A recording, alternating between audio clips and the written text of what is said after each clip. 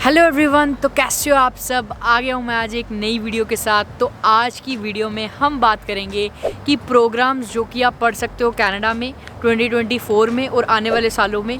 और बाद में हम बात करेंगे कि पोस्ट ग्रेजुएशन वर्क परमिट का कैसे देखना है, जॉब्स कैसे देखनी है और पीआर कैसे देखना है। तो पूरी एक वीडियो होने वाली है जो कि जनरल आउटलाइन देगी आपको सारी चीज़ों के बारे में। और मेरे पास इस वीडियो में आपके लिए ऐसी चीज़ है जो आपको $800 तक दिला सकती है through Canada express study package, जिसको CESP बोलते हैं। तो पूरी वीडियो ज़रूर देखना। तो चलो चलते हैं जल्दी से वीडियो। हाँ जी, तो प्रोग्राम्स की बात करने से पहले मैं आपको ये बता दूँ कि जब इंडिया में लोग नॉन मेडिकल, मेडिकल, कॉमर्स या फिर आर्ट्स करते हैं ना, तो उनका ये बड़ा क्वेश्चन रहता है कि यार हम चूज़ क्या करें, कौन सी ऐसी चीज़ है जो डिमांड में है। देखो यार, ये बहुत गलत क्वेश्चन है मेरे हिसाब से, क्योंकि इन डिमांड वाली चीज़ कभी भी चेंज हो सकती है। और इसका ऐसा नहीं होता कि जो चीज़ आप डिमांड में लेके आ रहे हो उसमें आपकी जॉब लगने के चांसेस पक्के पक्के ही हैं, मतलब आपकी जॉब लगेगी ही लगेगी, ऐसा नहीं होता है। तो होता बेसिकली ऐसा है कि जो आपको करना चाहिए वो ये है कि आपने अपनी फील्ड के ऑप्शंस देख लेने हैं। जैसे अगर कंप्यूटर्स है, राइट, नॉन मेडिकल किया आपने, so you can go for computer networking, computer programming, ठीक है, वेब डेवलपमेंट, गेम डेवलपमेंट, कई ज़्यादा चीज़ें हैं। आप ये सारी चीज़ों के बारे में थोड़ा स्टडी करो, अपने लेवल पे इनके बारे में रिसर्च करो और देखो कि आपका किस चीज़ में मन बैठता है।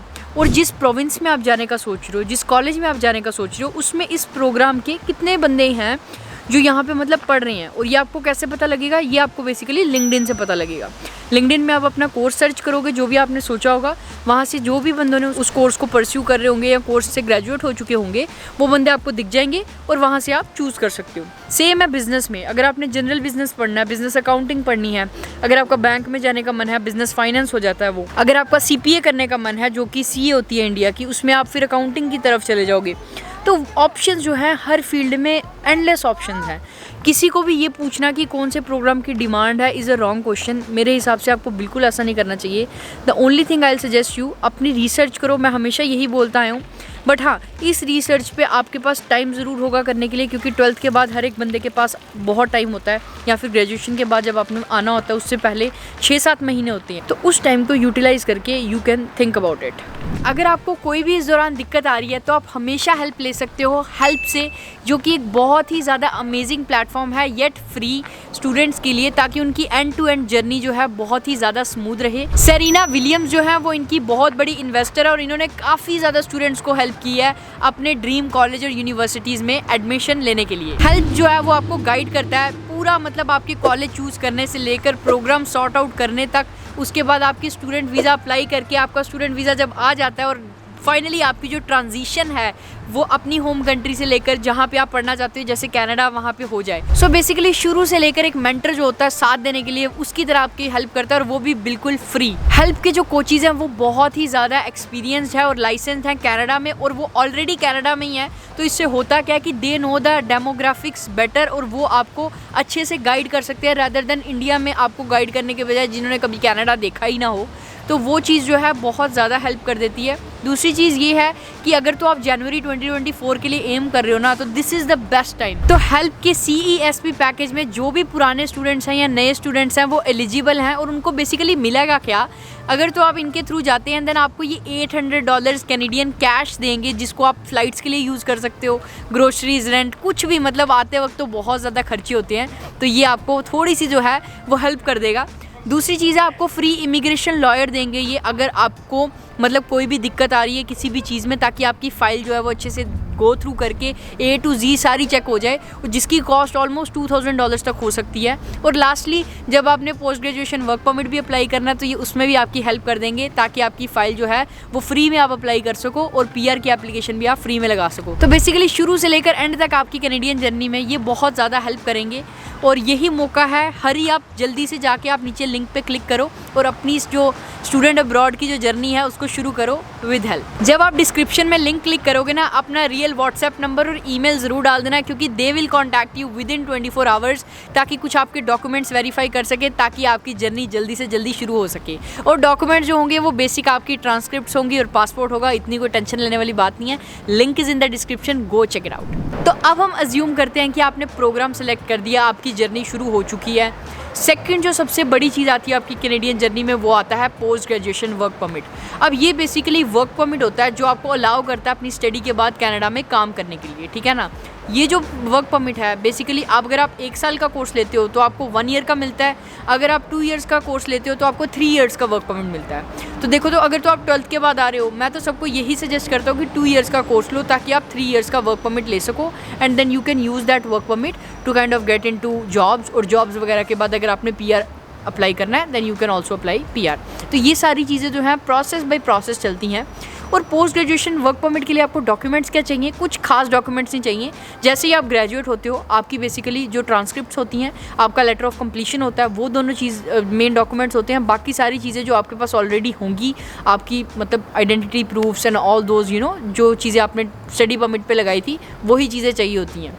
और ऐसा होता है कि 90 डेज़ का इसका टाइम होता है, 90 डेज़ के अंदर आ जाता है वर्क परमिट, इतना टाइम नहीं लगता कुछ। और जैसे ही आप वर्क परमिट अप्लाई कर देते हो आप उसके बाद अपना फुल टाइम काम कर सकते हो। तो ये चीज़ जो है बहुत इंपॉर्टेंट है और ये आपको सोचना है कि 1 साल का लेना है या 3 साल का लेना है, जिसके हिसाब से आप इस डिसीजन को भी लोगे। चलते हैं हम नेक्स्ट टॉपिक पे जो कि बहुत ज़्यादा इंपॉर्टेंट है और आजकल जिसकी बहुत ज़्यादा चर्चा हो रही है वो है जॉब्स। चलो तो अब बात करते हैं हम जॉब्स की। जॉब्स जो है बहुत इंपॉर्टेंट मैटर है और मुझे लगता है कि लोगों को प्रॉब्लम काफ़ी आती है जॉब ढूंढने में। रीज़न बीइंग कि हमें लगता है कि हमारे पास स्किल्स हैं बट कई ज़्यादा स्किल्स जो होती हैं जॉब के लिए लोगों को नहीं पता होता कि वो लैक करते हैं। इस पे मैंने काफ़ी ज़्यादा वीडियोस बनाई हैं, आपको आई बटन में मिल जाएगी कि मैंने अपनी जॉब कैसे ली, आप कैसे जॉब ले सकते हो, कैसी कैसी चीज़ें आप कर सकते हो जिससे आपकी जॉब इजीली लगे।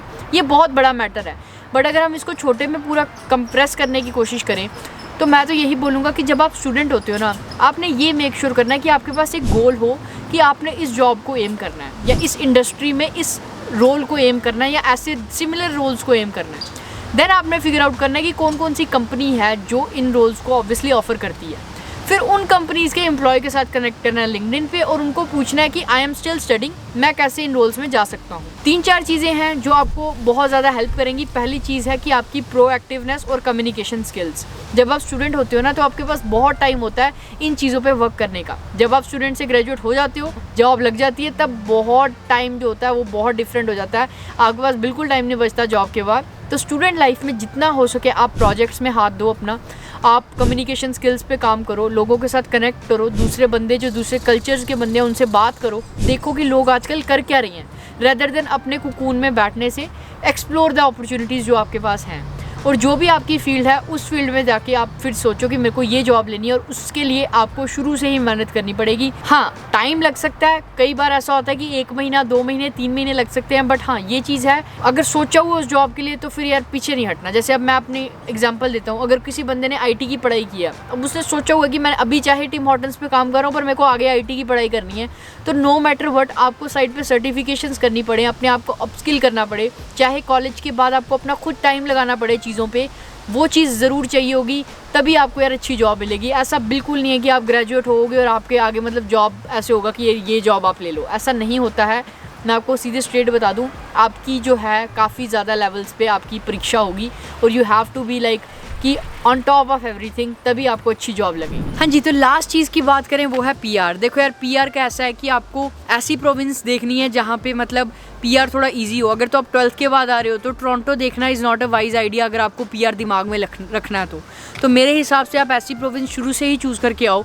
जैसे मैनीटोबा हो गई स्टडी करने के लिए, नोवा स्कोशिया हो गई, Calgary is a great option, तो मतलब अल्बर्टा इन जनरल बहुत अच्छा ऑप्शन है। तो ये चीज़ें देख के आओ, रिसर्च करके आओ, बेड़ चाल में मत चल के आओ कि अगर कोई स्टूडेंट आपका टोरंटो गया हुआ है या कोई दोस्त आपका टोरंटो गया हुआ है तो वहाँ जाके वहीं पे जाना, भाई मैंने तो वही कोर्स वही कॉलेज लेना है, ऐसा बिल्कुल नहीं करना है। आगे की अपनी जितनी आप चीज़ें प्लान करके आओगे ना, मुझे लगता है वो चीज़ बहुत ज़्यादा हेल्पफुल होगी।